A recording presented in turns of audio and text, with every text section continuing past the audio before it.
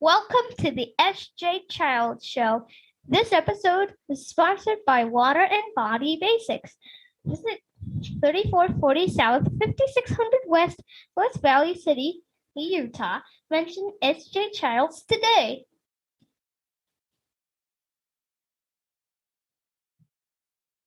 And welcome to the SJ Child Show. I'm your host, SJ Childs, and today I have a wonderful guest, a guest who is a podcaster, fellow podcaster, a wellness e-commerce owner. I know you're not a coach anymore, so I won't put you in that category, but you do so many wonderful things for the community, so much value in what you have to offer. Rita, thank you so much for being here today. Thank you for having me. I'm so excited to be on this show and contribute value to your audience members, and so they can learn from me and be inspired from my experiences. Yeah, isn't that what it's all about? You know, you being also a fellow podcaster can completely appreciate the awesome connections that we get to make in a place where you otherwise wouldn't be able to meet people from around the country in such a setting. So I'm so happy, and I just honor your time and your space to be here. Tell us a little bit about yourself and what got you started. Yeah, sure. So about me, I would have to say what got me started, initially in terms of being so passionate about wellness and self-care and really increasing your self-worth and self-love is, 18 years ago, I actually sustained a traumatic brain injury. And in order to recover from that successfully, required a very integrated approach, in terms of nutrition, fitness, brain training exercises. But I will tell you that, if you don't feel that you're worth it enough, if you don't really love yourself enough, I would have stayed at a point where I would have stayed in a victim mentality and never really truly pushed myself to regain my ability to speak again, articulate myself fully, because at 18 years ago, I was this is going back in 2002, I was a university student. I was just entering I was in my first year of university. So I never would have graduated with honors, never would have acquired some of the amazing jobs that I've acquired, amazing work experiences after graduating, if I didn't push myself. And, I hear women sometimes, they go through hard times and they get stuck in this victim mentality. Why me? Why me? And I will admit that was the first thing that I said when that happened to me. Why me? Right? This incident that just seemed so random, because I was just basically struck by an SUV while crossing the street. Oh my heavens. That was 18 years ago.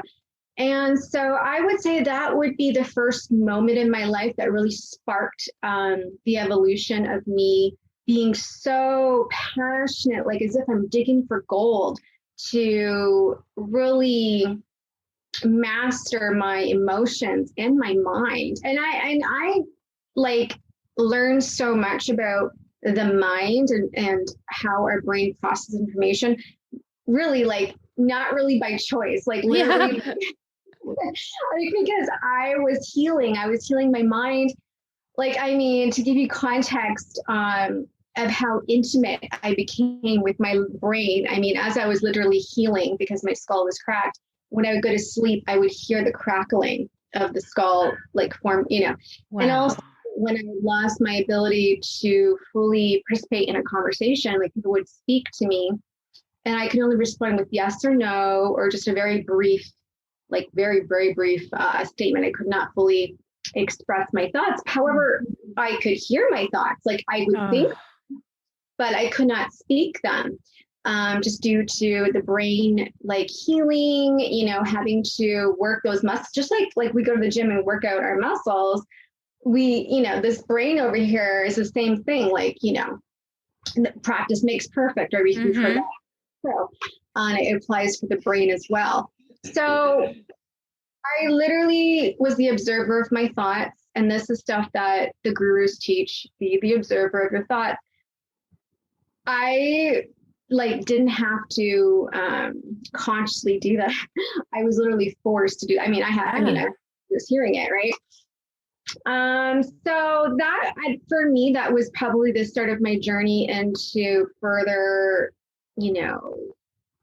studying how our mind works, how to reprogram. Because it's obviously, since I was so intimate with it, I became well versed in it, and also not only with reprogramming our mind, paying attention to our mind, our thought, and mastering our emotions so that we can design our life the way we want to and not by chance and not, it's just so easy to fall into a victim mentality and have the thoughts like, oh, I wasn't born to the right family, or so-and-so has those privileges, and wah, wah, wah. I'm so sick of hearing stuff like that. It's just like, okay, that's true. Sure. They had,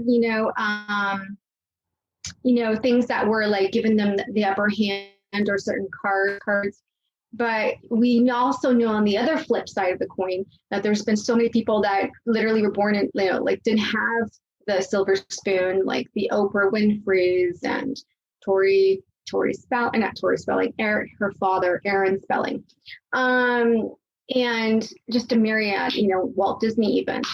And so it's a choice. And so my mission is to empower women. I hear so many, oh my goodness, so many stories of women through podcasting and through having my podcast, listening to the stories of my podcast guests. And also I'm on Clubhouse as well. And I'm just literally listening to the real life stories of these women who have, suffered abuse and left those abusive relationships and went on to accomplish so many amazing things.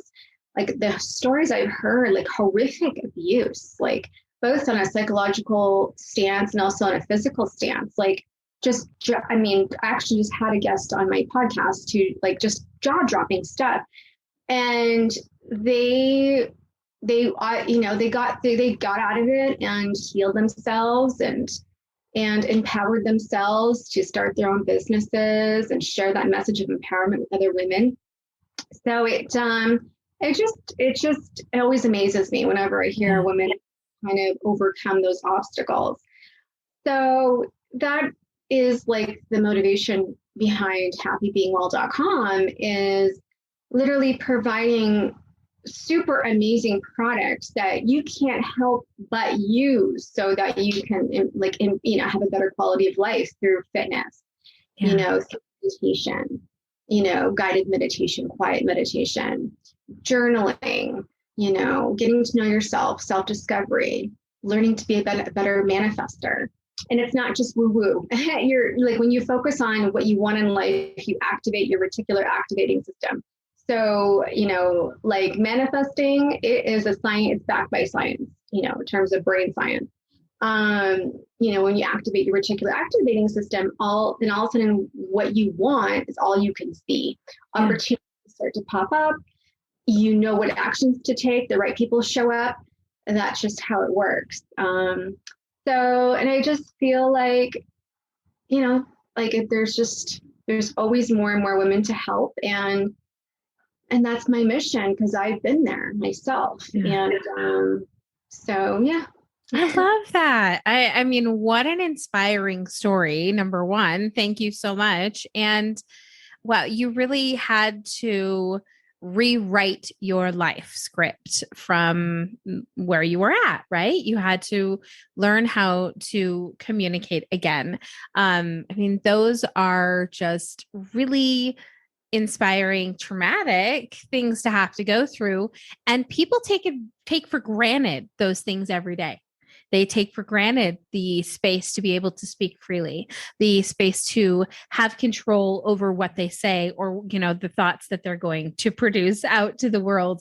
And something that you probably don't ever take for granted now. And I think that, Oh yeah.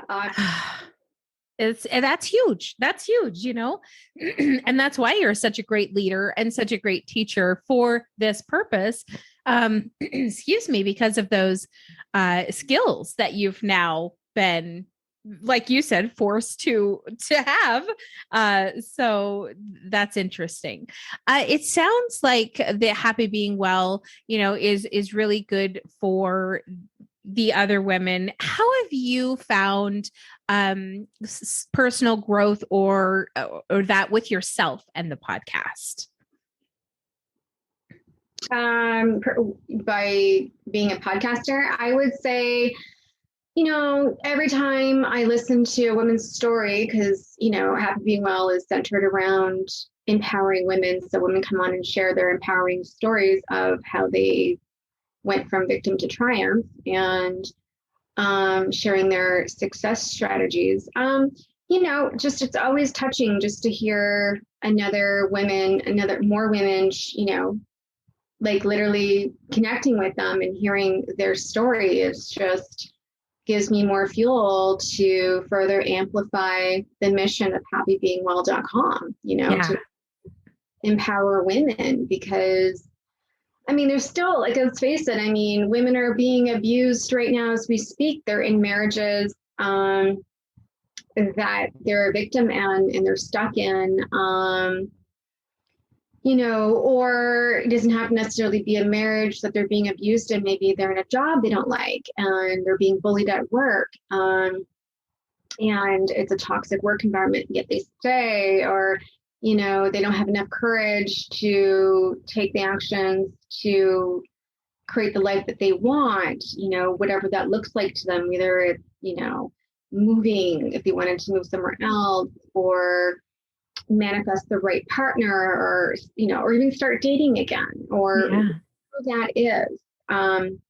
There's still a lot of women who are stuck. Yeah. What is a couple things of advice that you might give to someone at the beginning of this process? The beginning of the process starts with awareness.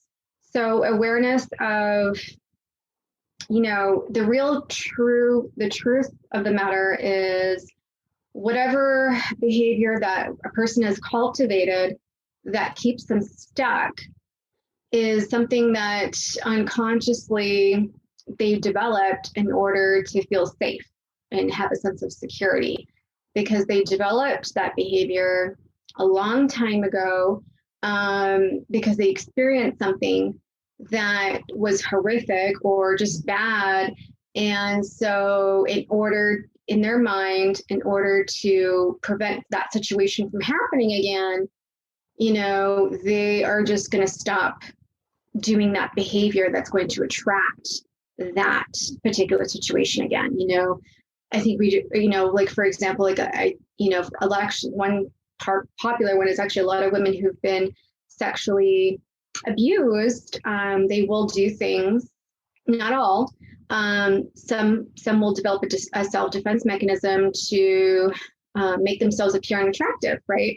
Because in their unconscious mind, it's like, they developed a self-defense mechanism. Well, if I'm not attractive, then that's not going to happen to me again. I won't attract, a man that would want to assault me again, right? So that's just one example. And there's so many that the unconscious mind can cultivate a behavior to protect themselves from re-experiencing the event that caused a trauma, right? Yeah. So, or, it's based around fear or a belief system that you cultivated, again, typically to protect themselves.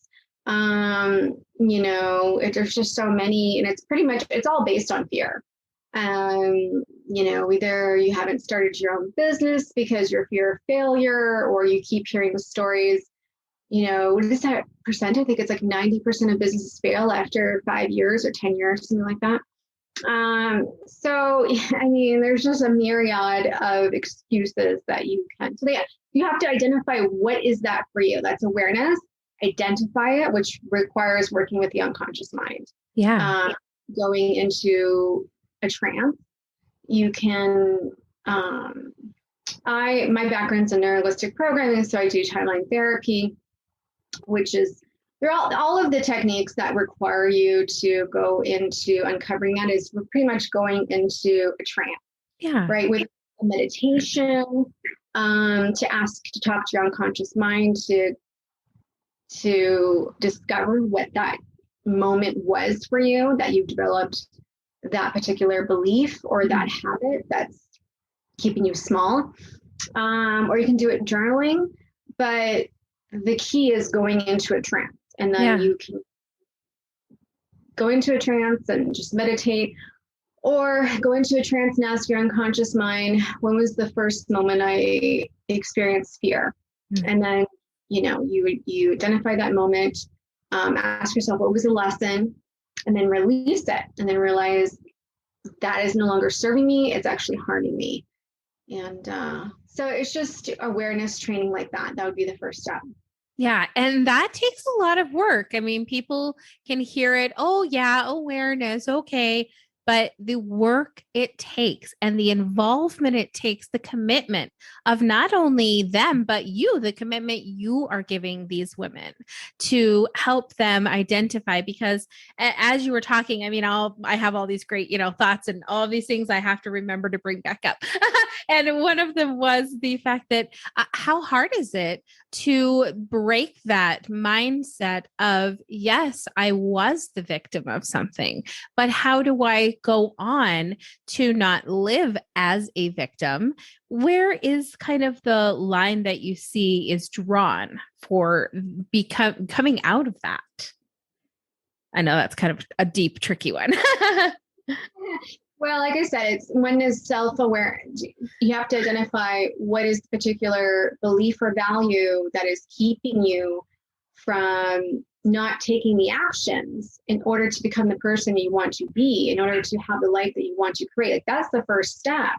Because if you don't have that awareness, you're not going to be able to remove the block, right? Mm-hmm. So once you remove the block, then you have to start incorporating, performing stuff like a self-hypnosis, like, oh, I'm going to, whether it is like, let's just say the person is doing something to make them unattractive as a way to protect themselves from getting assaulted again. So then that would be, okay, well, I'm going to start, going to the spa. I'm going to start going to the hair salon. I'm going to start working out at the gym, start eating healthy, because I'm going to feel so much better about myself. I'm going to have so much more energy and vitality that I can use. What can you do with that energy? What can you do? Because when you feel great about yourself and you look in the mirror and you see your skin glowing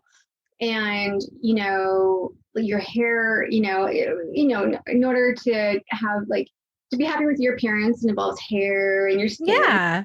Right. So, you just feel better, especially as women. I mean, you're doing it for yourself, number one, and you start feeling better. And then you're going to start using your energy and time into things that bring you more joy. Maybe you're going to want to do more social activities. Maybe you want to host more dinner parties and with friends. Maybe you want to make new friends. Yeah. And experience more of that joy. I mean, we're never going to be able to form deep connections with other people if we're not connected, if we don't have a deep connection with ourselves.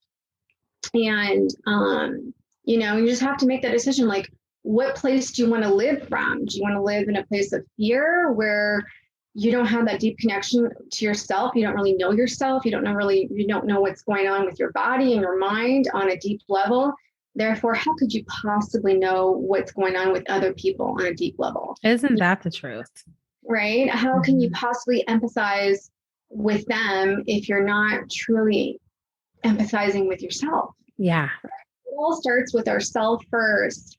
And when you do have that ability to form deeper connections with people, I mean, if you want to start a successful business, let's face it, business is all about people skills mainly. Yeah. You have to say, even if you are a solopreneur and you don't really have a team of employees to motivate and inspire and lead, you still have to deal with vendors. You still have, social like marketing, all of that stuff. developing excellent copywriting to inspire and motivate people to take action. If you have great people skills and you understand what motivates them to take action, what's their desires, what are the pain points, and those are things that you cultivate through, because you learn from people. The more you network with people, the more you have those deep connections with people, the more you understand them.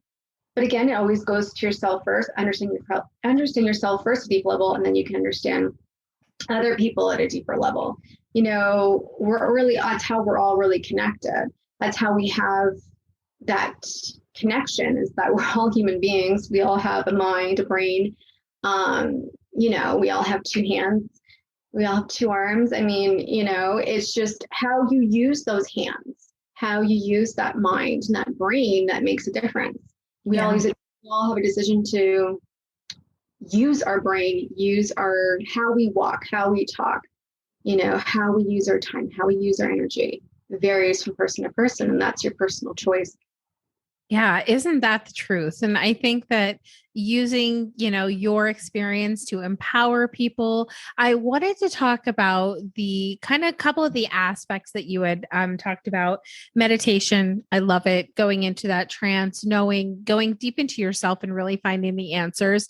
My husband, this is a little bit like a daily life kind of thing, but we have a thing where if we can't find something, my husband always says, "Brain, I know you don't know, but if you did, where would this be?" And so, we always like ask these little trick questions to ourselves. And oftentimes you do get the answer because you did see where it was, but my calendar's full, my dinner and kids here and there. And I don't know where this thing is, but my brain certainly kept track of it. So I love that. But I also love to, get behind journaling. I think journaling is such a healthy way. And not that I do it enough, or like I'm perfect example of journaling, but I love to express that there's so many different ways to do journaling. This is practically journaling, right? We're expressing ourselves with one another. We're talking about our highest desires, our needs, our wants, our, expression. And so I like to tell people it doesn't have to be with a pen and a paper. It could be through drawing, through music, through speaking with someone else. Like those are all introspective ways to be able to journal, specifically. But I love what you have created in your journaling process, and that's prompted journaling. Let's talk about that a little bit. Yeah. So I love journaling. I'm an introvert, so by nature. I love being around people. I have the ability to be extroverted, but I love that alone time. I love journaling. I love that alone time because that peace and quiet allows me to go deep within. And so I feel you're right. When you're doing a podcast, when you're speaking to another person in this way, yes, it is a form of journaling. It's just, I feel when you incorporate all of the methods, you extract more pieces of you, right? So I'm speaking right now. I'm consciously speaking with you. There's a camera. I'm aware of the camera. I have my makeup on, right? I'm present. Our ego is a little bit at play here, and we're both conscious, right? Yes. We're not in a theta state. We're not meditating. So yeah, there's certain gems that's probably coming out of me based on the questions you're asking me, and vice versa. We're bouncing our energy to each other, and we're stimulating new thoughts right now. Absolutely. But when we were going into a journaling, you're by yourself. It's quiet. There's no cameras. There's no, you're not performing for anybody. So true. Yeah. So there's a different, you can go a little bit deeper when you're journaling, and you get, you can really extract gems as in terms of why you do the things you do and what you truly want and why do you want those things. What are you really feeling? Are you feeling sadness around this? Are you feeling anger around this? Are you feeling fear around this? And so, and also to the journal, the reason why I came up with the journal prompts is and I've personally experienced this myself, is that, when you're asked a question, we all experience this. When you're asked, it forces you to go deep in like Google, extract the information out of your unconsciousness when you're asked really good questions, and you always kind of go, "Oh, never thought of that before." So that's the magic of the journal prompts, is that there's questions in there designed to help you go really deep within to get to know yourself better, right? So, example, like there's some questions in there, like there's over 50 questions in the self-care journal that I've developed. Oh, great. It's free on happybeingwell.com on the resources section. And they're just questions like, designed like, for an example, like, what was your favorite movie as a child and why was that? What were your favorite books, or what are things that you love about yourself and why? There's a lot, there's literally there's about 52 questions in the self-journal prompts. And when you answer them, you're like, stuff just comes out of you that you never really thought of before. And like, for example, there's one to help book authors out, like asking you questions to help you write your book, because a lot of people struggle with that. They don't know what to write about or what their book title will be. And these questions are designed to help guide your mind, guide your thoughts, pull out those experiences inside of you to get it out on paper. So that's the magic of journal prompts. I love that. No, I think that is so strong of a message to give to people, and so helpful. And I love that it's free on your website, happybeingwell.com. Is that it? Yes. That's wonderful. Well, before we go, let's talk about where everyone can find your podcast. And like I said, happybeingwell.com sounds like a place you can go to find your website. Absolutely. They can find my podcast. If they go on happybeingwell.com, you get your mouse and go over to the blog section, and there's a drop down and you'll see podcast, and just click on the graphic there where it shows the podcast, and you'll be taken to the podcast on Apple, iTunes. Wonderful. And it's an audio podcast? Yeah. Perfect. Well, I will definitely be going to check it out and check out some of these inspiring, empowering women and listening to their stories. I'm really excited to do that. And I'm so thankful to get to know you, to have you on today, and to just really be there for women, to say,